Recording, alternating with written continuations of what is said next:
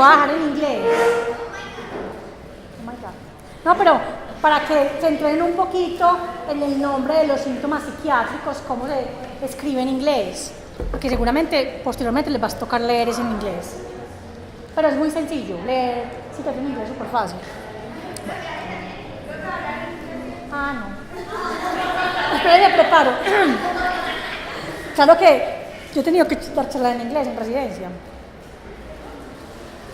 que pasa es que yo con este paisa, no lengua bien enredada. Bueno, entonces la primera es la definición del delirium. Entonces miren, es un disturbio, un trastorno de la conciencia que es agudo y fluctuante, asociado con cambios en el pensamiento, o sea, en la cognición, que se desarrolla también trastornos perceptuales. Entonces, siempre es una alteración de la conciencia aguda y fluctuante, con trastornos de la parte cognitiva y la parte perceptual.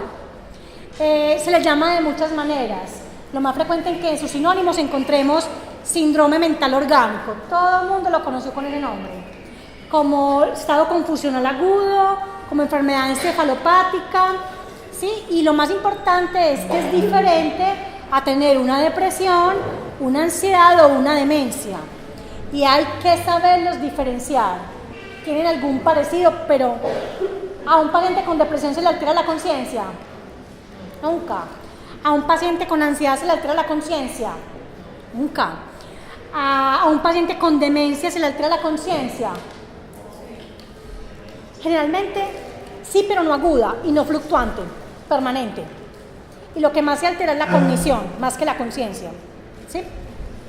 El síntoma principal o cardinal del delirium entonces es la alteración de la conciencia con cambios rápidos y usualmente de horas a días, fluctuaciones en lo largo del día. O sea, es muy frecuente que tú llegues a ver al paciente, lo encuentres orientado y al cabo de la tarde la gente no sabe ni cómo se llama.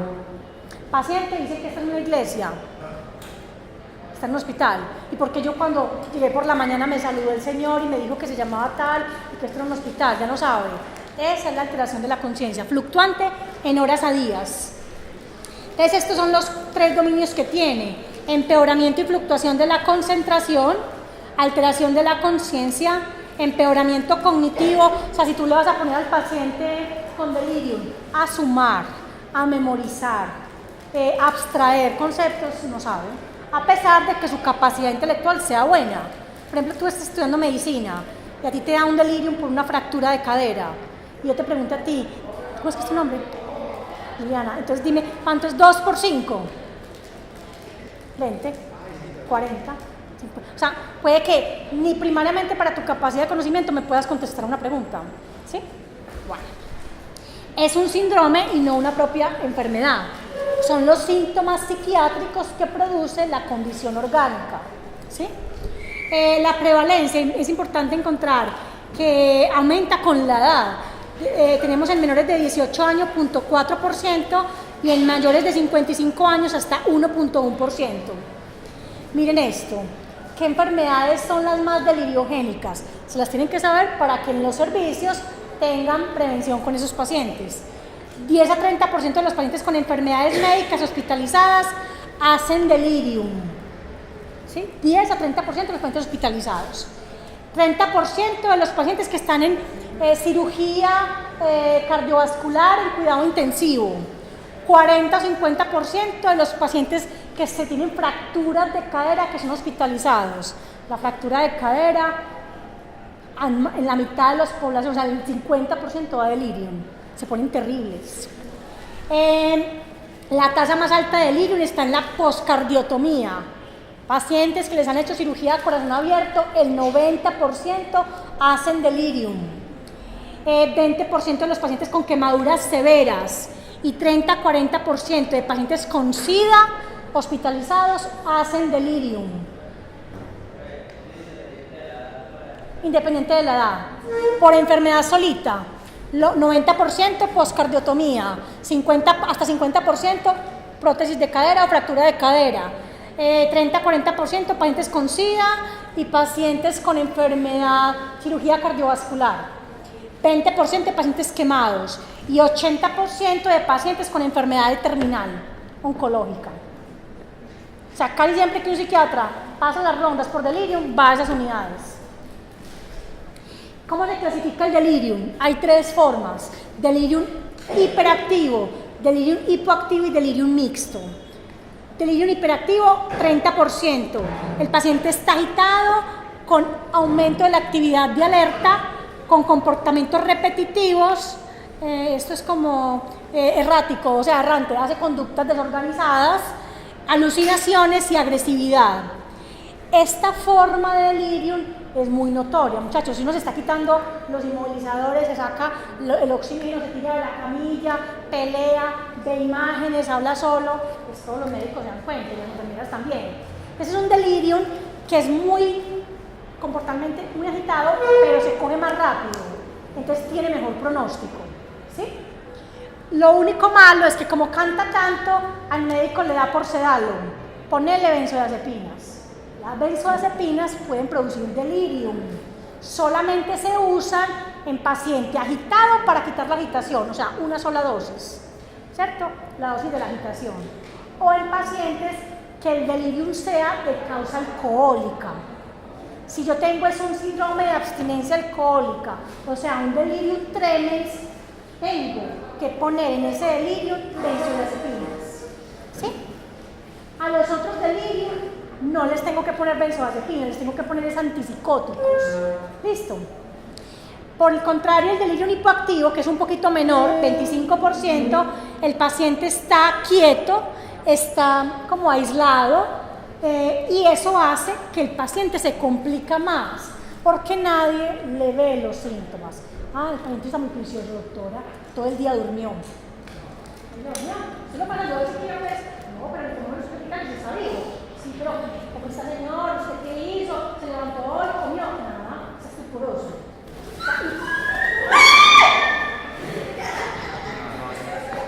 ¿Qué pasó ahí? Va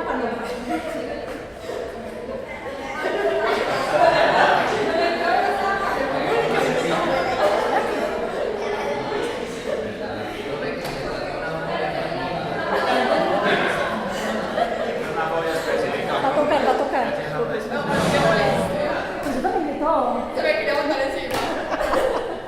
Bueno, entonces el delirium hipoactivo no es más frecuente, pero llega a ser más grave porque se diagnostica muy tardíamente.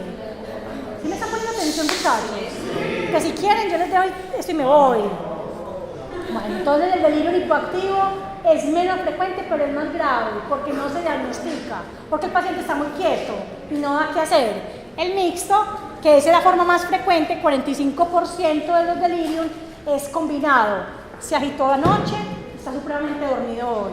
Antenoche lo sedaron 2 veces, insoportable, hoy no habla, ni se mueve. Doctora, ¿qué será? Ah, es mixto, va a tener periodos hipoactivos e hiperactivos. Tenemos la combinación de los dos, es mixto. El hiperactivo tiene confusión, agitación, alucinaciones, mioclonías o afecto lábil. Y el hipoactivo tiene confusión, somnolencia, como aislamiento, disminución de la psicomotricidad y si se simula, se parece a la depresión mayor, ¿cierto? Acuérdense que hay depresiones mayores inhibidas, incluso mutistas, ni habla, ni parpadea casi, ni se mueven. Entonces algunos pacientes en delirium hipoactivo se parecen. ¿Cuál será la diferencia? Que el depresivo no se le altera la conciencia ni le fluctúa. Segundo, que el depresivo no se desorienta, ¿cierto? Que lo hemos dicho ya. Y tercero, el depresivo mayor no tiene por qué tener otra enfermedad física. En cambio, el delirium fluctúa la conciencia, está desorientado y cuando usted va a ver, es que está con ascitis, es que tiene una falla ventilatoria, es que tiene una insuficiencia renal agudizada, es que tiene una fractura, es que salió de una cirugía del trasplante, o sea, tiene una condición orgánica. ¿Listo? Causas. A grosso modo tenemos condiciones médicas generales como son las infecciones, los trastornos metabólicos, las enfermedades hepáticas y renales severas, las convulsiones y la injuria pues, cerebral, o sea, ya sea un TEC o un SB o una isquemia cerebral transitoria. Todas estas pueden producir como causa directa un delirium.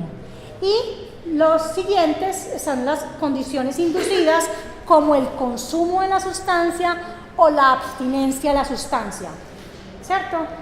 Por ejemplo, la más conocida es la abstinencia alcohólica o delirium tremens, que por eso se llama delirium tremens, porque es un estado confusional, una fluctuación de la conciencia, una agitación, alucinaciones y por último el paciente convulsiona y se muere. ¿Listo?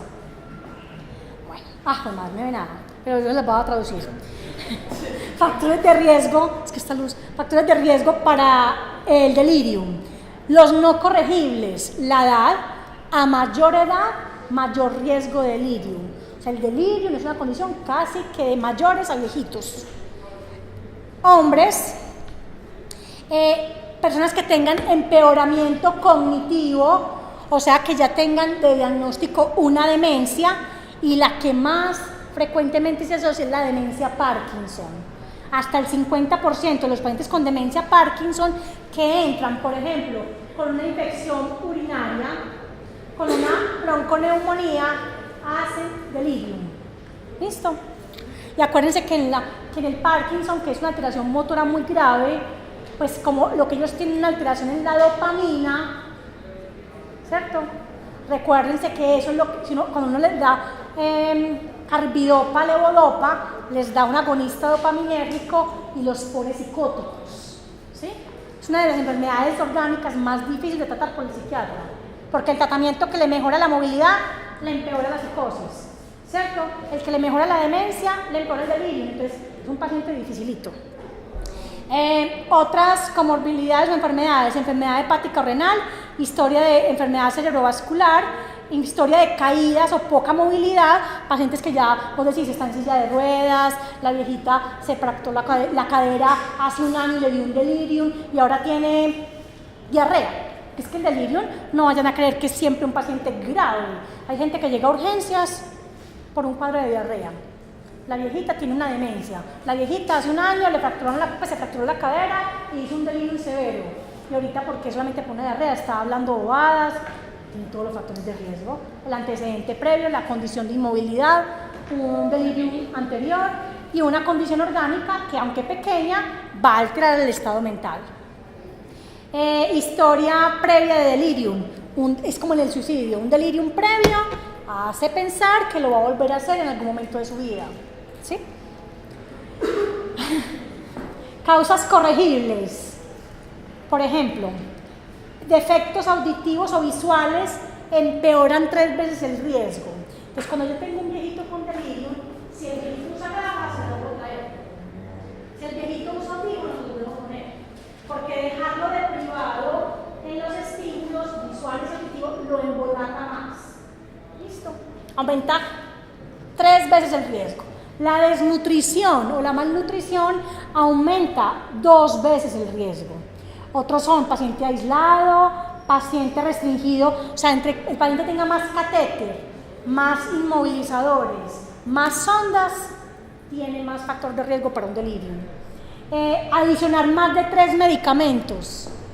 ¿Cuál paciente de un hospitalario no tiene más de 3 medicamentos? Todos. Empezando porque todos tienen el dios del delirium, ranitidina. Usted lo primero que hace cuando compra un delirium es mirar los fármacos. Porque el diagnóstico es evidente, está infectado, tiene una hemorragia, tiene un TEC, bueno, pero usted medicamentos. Apenas coeca y todos tienen 2 o 3 medicamentos anticolinérgicos. Si tiene medicamentos anticolinérgicos, le produce el delirium. Hay que quitarlos, ¿sí? No tener orientación. Uno debe llegar todos los días a la habitación del paciente y decirle, hoy es lunes, hoy es tal fecha, estamos en el mes de abril de 2019, ¿sí? Muchachos, hasta uno hospitalizado se le olvida qué día es hoy. Entonces al paciente con mayor razón hay que orientarlo todos los días. Y el cigarrillo. Los no corregibles, potencialmente corregibles son la alteración renal en la urea, depresión, pacientes... bueno, aquí dice que entre más se prolonga la hospitalización, por encima de 9 días, se aumenta el riesgo del delirio. ¿Sí? Y enfermedades cerebrovasculares.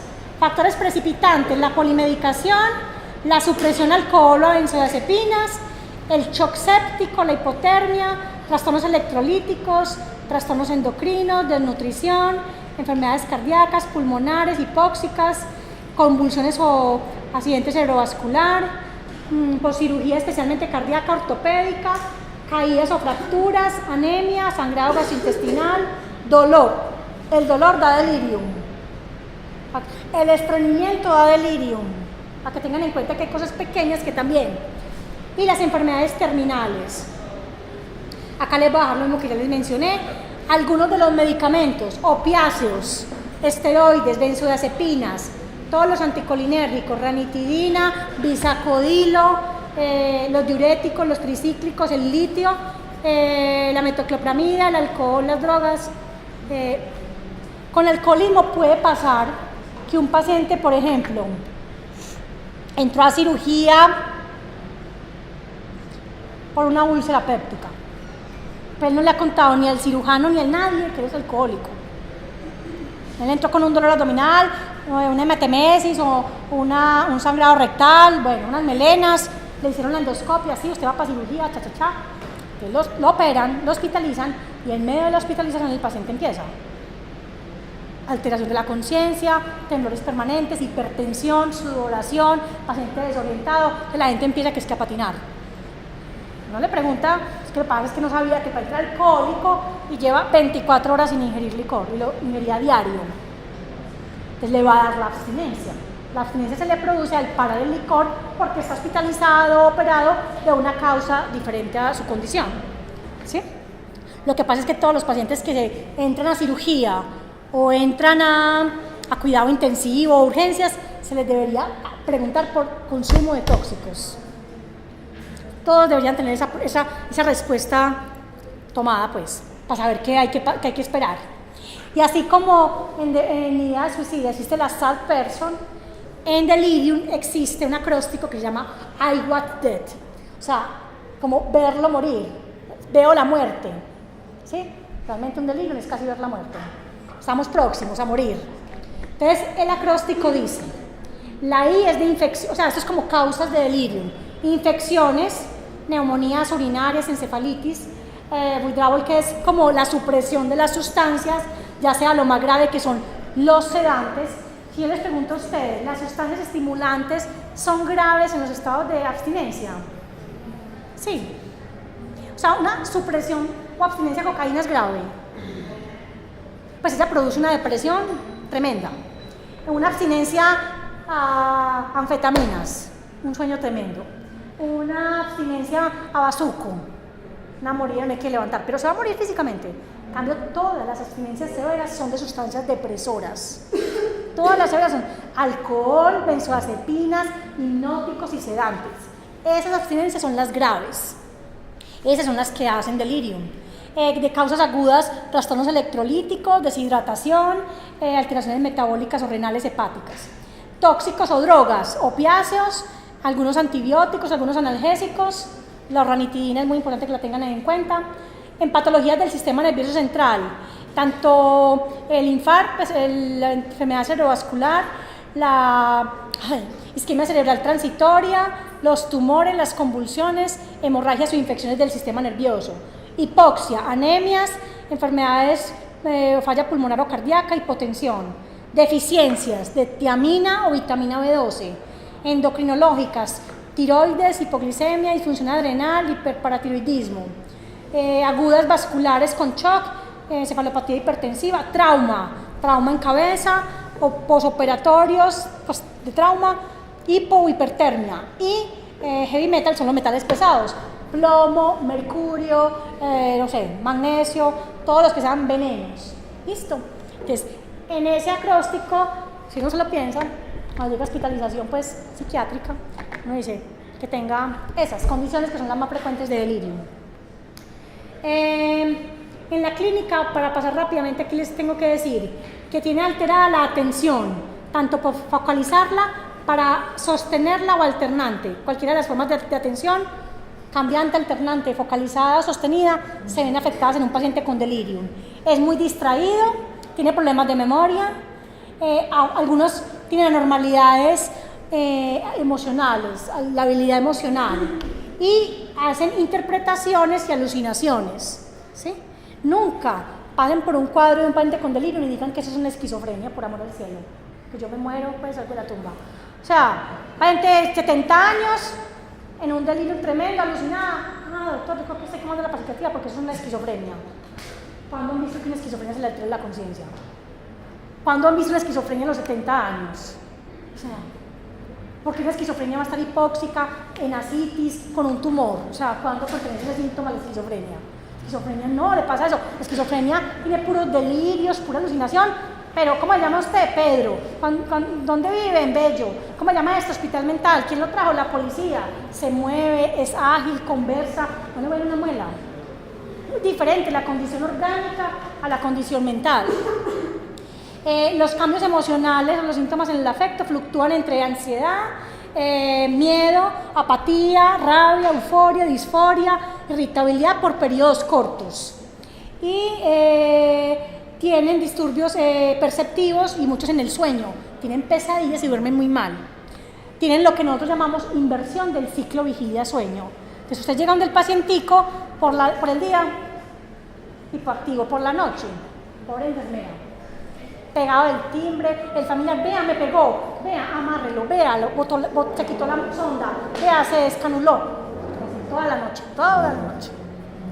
Para eso hay una forma que a la gente le olvida, pero eso es lo más importante, como hay que ponerle las gafitas, el audífono, hay que decirle todos los días dónde está, hay que de día abrir la ventana, muchachos, que vea el sol, y de noche, aunque esté despierto gritando, hay que apagar todo. Porque si usted le prende todas las noches el foco porque el Señor le está perturbando, usted lo enreda más. Entonces de noche, pónganle un poquito, entren con una linternita, ¿qué le pasa al Señor? La familia puede tener una linternita, pero no le prendan el foco, ver toda la pieza, porque entonces no duerme nadie. Así le den medicamentos. Hay que volverlo a conectar con el ciclo vigilia-sueño.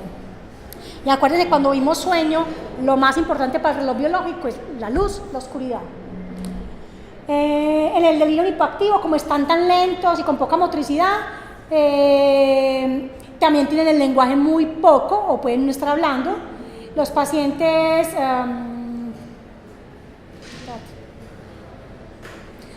y los pacientes con delirio siempre hay que saber que aumentan el riesgo de morbimortalidad. Por eso esta condición se trata. Si no fuera solamente pues porque perturban, se dejaba así, sino que los lleva a mayor riesgo de morbimortalidad. Esto es lo que ya vimos. ¿Qué explica que un paciente entre en delirio? Entonces son dos hipótesis. Son una alteración que puede ser inflamatoria por citoquinas que alteran el tejido cerebral. ¿Y cuál es la inflamación? Las infecciones, el lupus, una condición inmune, traumática, produce inflamación. Las que cursan con hipoxia o hipoperfusión, las que son llevadas a cirugía de cadera, cardiotomía, grandes cirugías gastrointestinales y pierde mucho volumen, van a tener por lesión isquémica directa y por hipoperfusión, alteración en neurotransmisores. ¿Qué neurotransmisores se le alteran al cerebro cuando la persona está con enfermedad inflamatoria o con alteración vascular? Se le ocurre un desbalance en que se vuelve deficitario la parte de la acetilcolina, la vía colinérgica, y se le aumenta excesivamente la vía dopaminérgica. Entonces, el exceso de dopamina central y la disminución de la acetilcolina hace que el paciente esté confuso. ¿Sí? El cortisol excesivo, que produce toda condición de estrés, en este caso físico, lleva a aumentar, pues a producir el desbalance del delirium. Acá están las causas por grupos, ahí las dejo. A ver cuál de estas. No, lo de las citoquinas ya lo pasamos, se las dejo acá también. Acá mencionan como las áreas afectadas y dónde se puede trabajar. Por ejemplo, la neuroinflamación o incluso los reactantes de fase aguda que tiene todo proceso inflamatorio lleva a que el paciente tenga una alteración a nivel de microglía, en las citoquinas, en los astrocitos, que produce un daño celular a nivel de células cerebrales y que lleva a la apoptosis. Por eso cuando le damos a un paciente antipsicóticos bajándole la dopamina, porque es un antagonista dopaminérgico, el paciente va a tener menos lesión neuronal y va a disminuir el riesgo de mortalidad del delirium, ¿sí? No solamente pues para que deje de hablar bobaditas el viejito y para que no alucine y nos pegue, que le damos aloperidol, es para que disminuya el componente dopaminérgico y disminuya la lesión neuronal. Y sabemos que todos los agentes antiinflamatorios, pues de la inflamación, perdón, del endotelio y la disfunción, pasan o alteran la barrera hematoencefálica, entonces se pueden dar agentes antiinflamatorios y se pueden dar inhibidores de la acetilcolinesterasa para que la acetilcolina esté mejor. La aumentemos sabiendo que ya está depletada en pacientes que tienen demencia y se entraron en un delirium. ¿Listo? De la acetilcolina, ¿cómo está en el delirium? Disminuida. Entonces, aquí mencionan pues que la acetilcolina, ustedes ya lo saben. No, perdón, aquí. Sabemos que agentes anticolinérgicos pueden causar delirium en humanos, obviamente en animales también. ¿Cuáles son los agentes anticolinérgicos? Atropina, disacodilo, ranitidina, la clozapina, los opiáceos tienen un efecto anticolinérico, los antihistamínicos, las benzodiazepinas tienen un efecto anticolinérico. Aquí necesitamos es mejorar antes el efecto de la acetilcolina, no empeorarse del paciente. ¿Listo? Bueno, y un agente colinérico como la fisostigmina, lo que pasa es que no es de mucho uso clínico, ha demostrado beneficio para mejorar la vía colinérgica del paciente en delirium. Por el contrario, la otra sustancia que tenemos implicada, que es la dopamina, está como aumentada. Esa es la que produce que el paciente esté confuso, distraído, hiperactivo, alucine, tenga fluctuación del estado de conciencia, y esto se trata con antipsicóticos. Si damos antipsicóticos, vamos a bloquear los receptores dopaminérgicos y el paciente va a mejorar o se le van a bajar los niveles de dopamina. Por el contrario, si ustedes le tienen que dar a ese paciente, por ejemplo, porque es un Parkinson, carbidopa, levodopa, o le tienen que dar amantadina, lo vamos a tener con más delirium. ¿Listo? Bueno. Aquí están las otras sustancias implicadas, estos son los criterios del DSM-5, ahí se los dejo. Lo más importante es que sepan que todo delirium tiene alteración fluctuante del estado de conciencia y alteración de la atención o las funciones cognitivas, de causa orgánica, con alteración del ciclo vigilia-sueño y alucinaciones que casi siempre son visuales, no son tanto auditivas como las hacen los pacientes con psicosis mental, como la esquizofrenia. Estas son más visuales. Doctora, veo una culebra, es que vea, aquí, ese niño que está hablando, bájenlo de la mesa. Mi mamá, ¿cuál niño? Está como loca la señora. Sí, está viendo niños, está viendo duendes, casi todas son visuales. Esto especificar, o sea, si es hiperactivo y hipoactivo mixto, ya sabemos. Si es agudo persistente, generalmente el delirium se aparece en la primera semana a 2, ¿sí? Unos más crónicos pueden durar el mes completo, pero generalmente es una condición muy aguda. Alteraciones del estado mental, enfermedades médicas previas, alucinaciones visuales, ya lo dijimos, fluctuación del estado de conciencia, bueno, esta es la misma repetidera.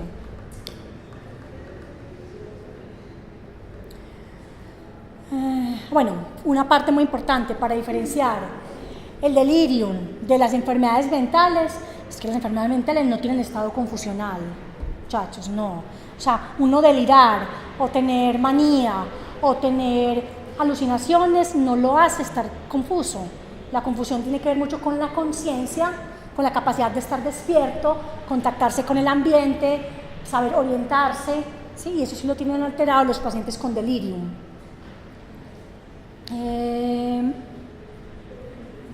No, ya sabemos que el inicio es agudo, fluctuante, que son inatentos, que tienen el pensamiento y el lenguaje desorganizado. Bueno, disartria, insomnio, disgrafias, afasias, ataxias, no tienen síntomas neurológicos, alteraciones perceptivas, tienen más síntomas físicos, taquicardia, hipertensión, sudoración, enrojecimiento, pupilas dilatadas, o sea, las condiciones orgánicas que puedan tener los pacientes con delirium. Este es muy importante, ya estamos terminando. Tienen que saber diferenciar entre un delirium y una demencia.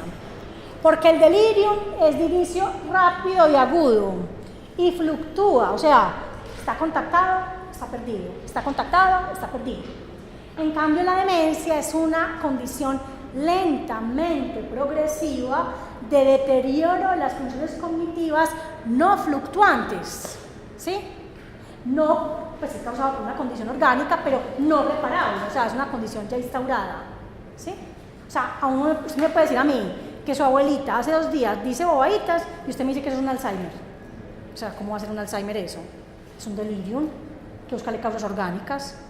El Alzheimer es, ella empezó hace como 1 año, no recordaba, ya no repetía mucho las palabras, ya se perdía en la casa, ya se volvió muy necia, decía que no le dábamos comida y acaba de comer. Lentamente progresa un deterioro en la memoria y en las funciones cognitivas que no fluctúa. Usted nunca va a tener un paciente con demencia y él se pone bien a ratos. Ah, no, doctora, ya no volvió a recordar. Se recuerda del presente. Del pasado, pero no del presente. ¿No? Eso, así es la demencia. Pero no le fluctúa, o sea, no tiene mejoramiento y empeoramiento. O sea que el delirium es agudo, fluctuante, en horas a semanas, la conciencia está alterada, la atención está mal, los cambios motores están, si es hipoactivo, disminuido, si es hiperactivo, aumentado, y usualmente revierten, usualmente mejora. ¿Cómo sabemos que mejora? Porque la condición orgánica será tratada. Si el paciente no le tratan la condición, se va a morir. Las demencias, el inicio es insidioso de meses a años, es lentamente progresivo de meses a años, altera, usualmente la conciencia está normal. Usualmente, tiene que ser que está en un estadio muy avanzado, donde el paciente ya no sabe ni cómo se llama, pero generalmente, usualmente están conscientes, pero están con demencia, pueden llegar a estar desorientados cuando ya está instaurada la demencia severa. Los cambios motores pueden ser posteriores, o sea, mucho después de instaurada la demencia, sobre todo cuando la demencia sea Parkinson o Huntington. No todas las demencias tienen cambios motores. Y es irreversible la demencia, no se puede volver a mejorar. Lo que hay que hacer es evitar que progrese. Y la depresión, que es una enfermedad que algunos consideran que las 3D se parecen, la depresión es aguda o insidiosa, puede ser crónica el curso, meses a años, conciencia nunca alterada, aunque esté psicótico el paciente, porque la psicosis es un trastorno perceptivo o del pensamiento, no es de la conciencia. Y puede estar disminuida la atención, los movimientos pueden estar disminuidos y usualmente revierten. ¿Listo? Esto es importante que lo sepan, esas 3 diferencias para los casos clínicos del examen. ¿Listo? Porque si les pongo el tiempo de duración, cómo empezó la enfermedad, qué síntoma tiene, si tiene antecedentes, ustedes van a saber, les estoy hablando de un delirium, de una demencia o de una depresión. Sobre todo las 2 primeras. ¿Escalas hay? Sí, pero la única que ustedes posiblemente se puedan aproximar a hacer es esta. Espere, no la tengo.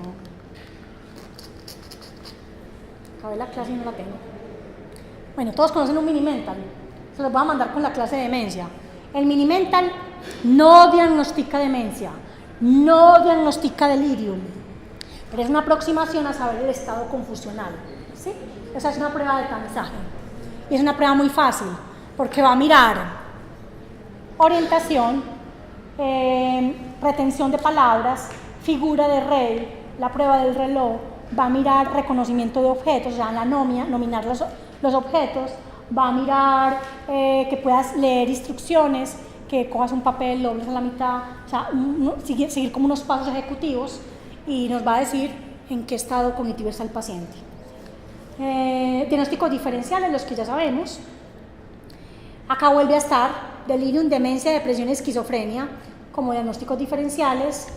Los cambios físicos, eso se los dejo más a ustedes, pues. Obviamente el paciente con delirium tiene mucha alteración física, el paciente psiquiátrico nunca tiene alteración física.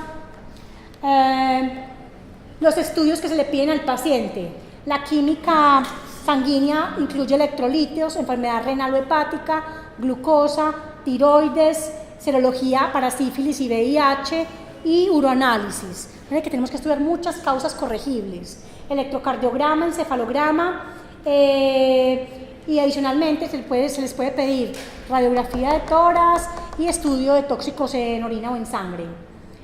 Ya, según casos, algunos hay que pedirles vitaminas, tomografía o resonancia o punción lumbar, pero no es para todos, es según los diagnósticos. Si yo estoy pensando que esto es una meningitis, pues la punción lumbar está como pues desde el principio, pero pues si yo tengo una falla hepática, ¿por qué le puse una punción lumbar?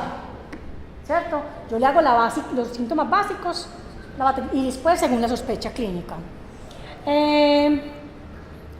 Algunos síntomas prodrómicos emocionales tienen los pacientes con delirium. Acuérdense que más o menos dura 3 a 7 días el periodo más alto del estado confusional y generalmente cede en las 2 semanas siguientes. La mayoría se les resuelve completamente. Algunos, más o menos un 10%, quedan muy confusos aproximadamente hasta 6 meses después. O sea, con periodos, como que la gente le dice, doctora, pero es que mi mamá se fracturó la cadera, tiene apenas 55 años, ella era normal y después de ese delirium, ella quedó como mermada, pues ella quedó como menos atenta, más lenta, ¿sí? Algunos, 10%, muestran cambios hasta 6 meses, pero la mayoría se les quita pasado el mes, ¿sí? Bueno, la prevención es minimizar la polifarmacia, es evitar medicamentos anticolinérgicos, sedantes, opioides. Ahí la gente me dirá, doctora, si usted dijo que la enfermedad oncológica tiene mucho delirio, y entonces tiene un dolor el berraco y el dolor da delirio, y entonces como no le podemos estar mal, tiene toda la razón, o sea, no hay nada que hacer.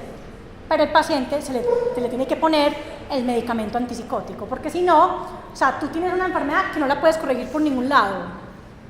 Ni le puedes quitar totalmente la enfermedad tumoral o la reacción inflamatoria, no le puedes quitar del todo el dolor, o tienes que usar un analgésico anticolinérgico, la acetilcolina para abajo, la dopamina para arriba. Conclusión, si no hay nada que hacer, toca montar el antipsicótico y ya, ¿qué más hacemos? Sí se le deja, porque es que tampoco le vamos a decir al médico quitarle el analgésico, pues el paciente se va a enloquecer, ¿cierto?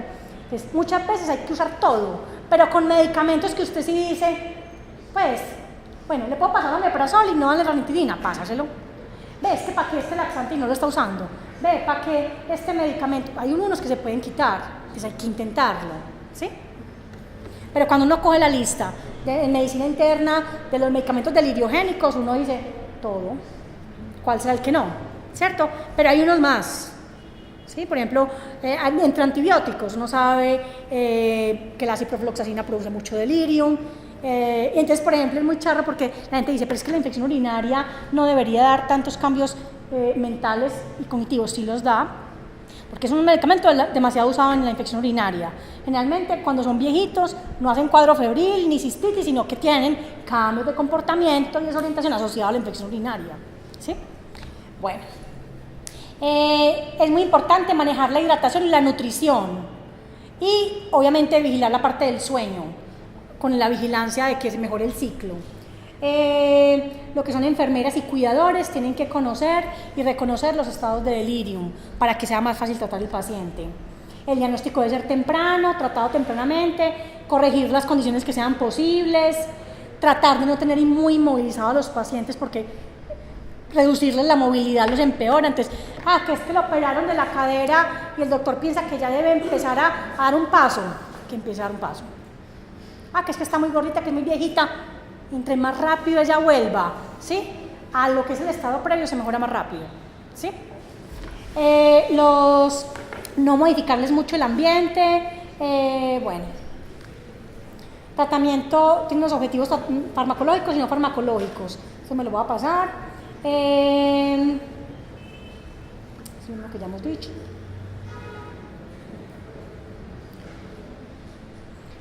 Las intervenciones farmacológicas, entonces lo primero es el mínimo de medicamentos sedantes, ¿sí?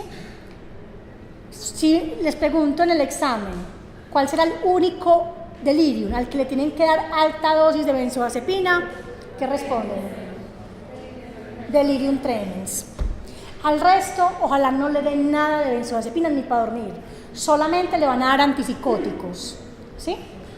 Se le titula la dosis. Vamos a poner esto. De los antipsicóticos, el más reconocido y preferido es el haloperidol. ¿Por qué es el preferido? Porque es de alta potencia y porque tiene poco efecto anticolinérgico, que es lo que necesitamos, y tiene poco efecto vascular, no es hipotensor, no produce la dosis que le usamos casi efectos cardiovasculares y difícilmente sí, no es casi sedante. Nos gustaría que aquí fuera sedante, pero no lo es casi, ¿sí? Entonces se les da haloperidol. El problema más grande del haloperidol lo tiene el paciente con Parkinson, porque si lo pone a temblar parejo o lo pone súper rígido, o pacientes que tengan lesiones del sistema nervioso central que impliquen la movilidad. De resto, el preferido es haloperidol. Se puede usar por todas las vías, intramuscular o intravenosa, aunque dicen que la intravenosa no está aprobada por la FDA, ya sí está aprobada. Los de segunda generación como risperidona, olanzapina, quetiapina pueden ser considerados. Estos últimos dos, ciprasidona salió del mercado y aripiprazol no tiene tantos estudios como los primeros tres. Entonces casi siempre cuando no se usa haloperidol se pasa a risperidona si no quieres sedar el paciente, o si lo necesitas sedar a olanzapina o quetiapina. ¿Listo? El haloperidol va a mejorar mucho el delirio hiperactivo, mucho, porque lo aquieta. Son de alta potencia, ya dijimos eso. Aquí está la dosis de 0.5 a 1 miligramo inicial, ¿sí? Gradualmente se titula hasta 4 miligramos al día. Generalmente las dosis del delirio no son tan altas como las dosis de la esquizofrenia. ¿Cuál es la dosis de la esquizofrenia? 12,5. A estos pacientes no hay que darles tanto, generalmente con 5 tienen. Como todo en psiquiatría, se les pone la mitad de la dosis a los menores o a los viejitos. Si la dosis viene de 5 miligramos, es 2,5. De la ampolla se puede poner 2 centímetros, o sea, 2 miligramos, venoso, diario, una vez al día. Bueno, risperidona, olanzapina y quetiapina serían la segunda opción, que son antipsicóticos atípicos. ¿Para qué paciente? Para el que no responda a haloperidol o para el que la agitación y el insomnio es demasiado severo, ¿sí? Entonces usted, porque es que hay médicos que son muy, pues, doctora, sí le estamos dando el haloperidol, le estamos dando 2 miligramos, y en la noche, hidroxicina, trazodona, sopiclona, todo lo que podamos, ativan para que pueda dormir porque no duerme, se lo tiró. O sea, le puso todo lo del hidrogénico en la noche. Claro que son medicamentos para dormir, pero él no puede usarlos. Entonces póngale un antipsicótico atípico que va a producir sueño, ¿sí? Y de una vez al tajo con las dos cosas. Entonces, le pone olanzapina, 5 miligramos en la noche, le quita el haloperidol y ya tiene todo solucionado. O quetiapina. Empiezan con 12,5 de quetiapina y le incrementan por semana. Y olanzapina también 2,5. Aquí les dejo las comparaciones entre los dos. Recuerden lo de las benzodiazepinas, solo se usan en el manejo del delirium del paciente agitado alcohólico o con supresión alcohólica. El que más se usa es lorazepam, porque se metaboliza por conjugación a nivel del hígado, entonces no hay tanto riesgo para el paciente. De 0.5 a 3 miligramos al día, ¿sí? Hasta 4 a 6 horas. Lo único que hay que cuidar en el paciente con delirium que requiera benzodiazepinas es el patrón ventilatorio. Dentro de los signos vitales hay que poner vigilar frecuencia respiratoria. Si la frecuencia respiratoria es por debajo de 13, no se da más benzodiazepina. Es muy diferente. No todos los pacientes con delirio hipoactivo están con depresión respiratoria, ellos están quietos. O sea, no se mueven casi, no abren los ojos, no responden casi ni al dolor, pero usted les va a mirar la frecuencia respiratoria normal, ¿sí? Si es demasiado baja, porque la enfermedad es pulmonar o es hipóxica, tenga cuidado en el momento en que va a sedar el paciente. ¿Listo? Por ejemplo, un delirio hipoactivo le irá bien con antipsicóticos atípicos. Se le profundiza demasiado, cada vez que la gente le dice, doctora, este está como comatoso, ya dentro del coma. Lo ideal es haloperidol. Y al hiperactivo, dependiendo si duerme o no duerme, ponerle el típico o el atípico.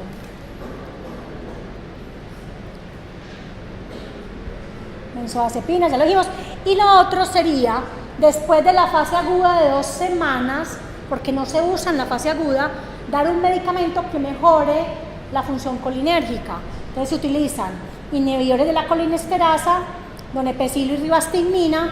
Otros que también son usados son la melatonina para regular sueño, se puede dar melatonina para regular el sueño, o algunos pacientes que no son candidatos ni a benzodiazepinas ni a antipsicóticos, les queda usar divalproato de sodio para el manejo del delirio y la agitación del delirio.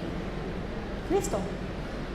Porque uno encuentra, tiene Parkinson, tiene glaucoma, entonces no, tiene encefalopatía, o sea, tiene todas las contraindicaciones para todo. Por aquí no se puede poner benzodiazepinas, por acá no se puede poner antipsicóticos atípicos, por acá no se puede poner antipsicóticos típicos, entonces ¿cómo qué hacemos? Lo dejamos en delirium, se les pone valproato.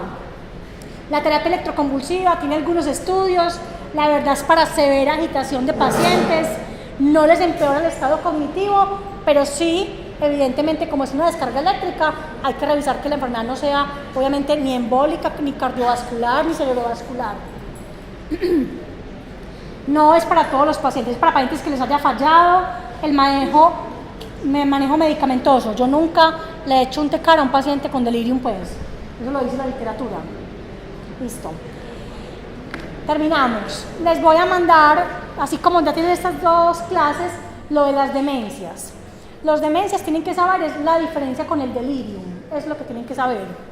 Y tienen que saber que la demencia es una enfermedad de las funciones cognitivas, es una enfermedad neurológica, no es una enfermedad psiquiátrica, sino que dentro de los síntomas, un paciente que tiene amnesia confabula información, se psicotiza, se agita, se vuelve agresivo. La gente dice, pero ¿cómo así? A ver, si usted tiene demencia, yo soy su hija, y usted ya no me reconoce a mí, yo estoy en su casa, ¿usted qué podrá decir? Se le entró un ladrón. Si usted guarda una platica en el closet y ya no la sabe ni dónde la guarda, ¿usted qué va a decir? Que se la robaron. El paciente con demencia dice, a mí no me dan comida. Doctora, se le olvida que comió, pero no la comió. Entonces, la falla cognitiva es la que desarrolla los otros síntomas. Entonces, no es una patología primariamente psiquiátrica, sino secundaria. Tiene síntomas psiquiátricos, nosotros les tratamos la psicosis de la demencia, el trastorno de sueño de la demencia, la agitación, la depresión, pero no tratamos el déficit.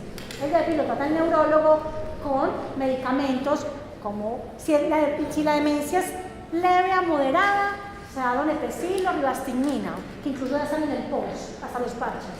Si la demencia es severa, lo único que hay es memantina.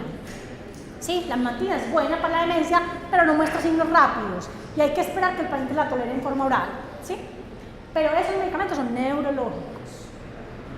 ¿Se agitan? Sí. ¿Llegan a urgencias? Sí. No se envían a sitios psiquiátricos. A ninguno de esos pacientes los hospitalizamos en unidades psiquiátricas porque el paciente se le empeora la condición física, ¿sí? Se tienen que manejar en hospitales generales, donde pasa el internista o el neurólogo y les ponemos medicamentos según la fase que tenga la demencia. ¿Sí? ¿Listo? Que estén bien.